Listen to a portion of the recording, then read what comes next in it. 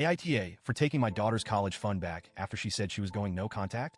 This is one of the hardest things I've ever written because I never thought I'd be here, questioning if I'm in the wrong for something that, deep down, feels like a betrayal from both sides. I, 45F, am a single mom, and I have been for the better part of my kids' lives.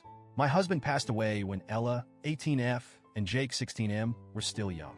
It's been just the three of us for years, and I've done everything in my power to support them, love them, and make sure they have opportunities one didn't. Losing my husband was devastating, but I knew I had to keep going for my children. His life insurance policy, while not enormous, became my way of making sure they had a future, even if I had to sacrifice a lot for it. I started saving immediately after his passing. There wasn't a lot of extra money floating around. I worked full-time, paid for everything by myself, and skipped out on luxuries like vacations, new cars, even sometimes little treats for myself. Everything was geared toward ensuring their future, especially for their education. My husband and I always agreed on the importance of education, and it's something I tried to instill in my kids from an early age. My daughter, Ella, was always so ambitious. I remember when she was 10, she came to me with this pamphlet from a prestigious university, and from that day on, she was focused. "I'm going to make something of myself, Mom," she used to say, and my heart would swell with pride. I knew she had the determination and drive. I wanted to be sure I could help her get there. So, every dollar I saved felt like an investment in her future, in her dreams. But things have changed. Ella started dating this guy, Matt, 19M, about 6 months ago. At first, I thought he seemed fine. He's a bit rough around the edges, but what do I know? Young love is messy and complicated. I didn't want to interfere too much. I always believed in giving my kids their independence. But over the last few months, Ella has changed. She's become distant, colder, and more dismissive of me, and everything feels off. It started small, with her spending less time at home. We used to talk about her day or her plans for the future, and now it's like pulling teeth to get her to engage with me at all.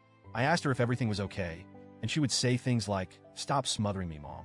I'm not a little girl anymore," or, "You're always trying to control me." Her words started to sting more and more. One night, we had a big argument. Honestly, I can't even remember how it started, but it escalated quickly.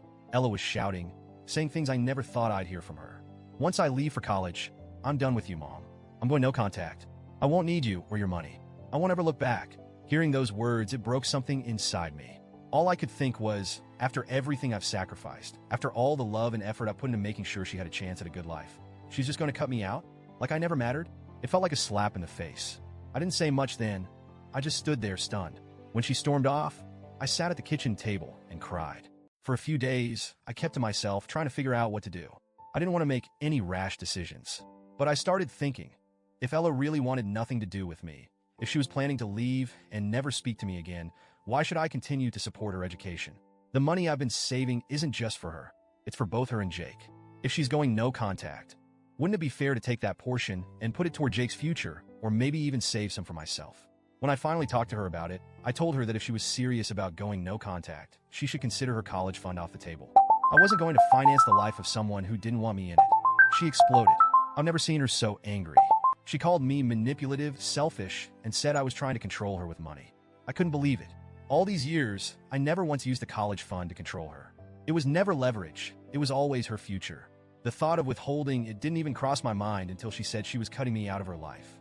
But now, standing in the face of her anger, I started second-guessing myself. I talked to a few friends. Some said I'm within my rights. It's my money, after all, and I can do with it what I choose. Others said I'm being petty and punishing her for expressing her feelings, that I'm essentially blackmailing her emotionally with the money. I don't know what to think. On one hand, she's an adult now, and she's entitled to her feelings, even if they hurt me. But on the other hand, I can't just ignore the fact that I've sacrificed so much for her, and now she's saying she wants nothing to do with me. Update. After reading the comments, I've realized a few things. First, I don't want to make a decision out of anger or fear of being abandoned. I'm hurt deeply, but Ella is still my daughter, and I'll always love her, no matter what happens. I've also started considering that maybe there's more going on here than I initially thought. Some commenters suggested that Matt might be influencing her or even emotionally manipulating her, and honestly, it's been weighing on me. I've decided to hold off on making any final decisions about the college fund. For now, I'm going to keep it intact. I won't use it for Jake or myself until I've had a real conversation with Ella. I want to make sure she's okay, that this isn't just the influence of a toxic relationship clouding her judgment. If she still decides to go no contact, I'll respect her decision, but I hope we can come to some understanding before then. I love my daughter, and I don't want money to be the thing that drives a permanent wedge between us. So, AIDA? Or am I just a mother struggling to protect both my child's future and my own heart from breaking.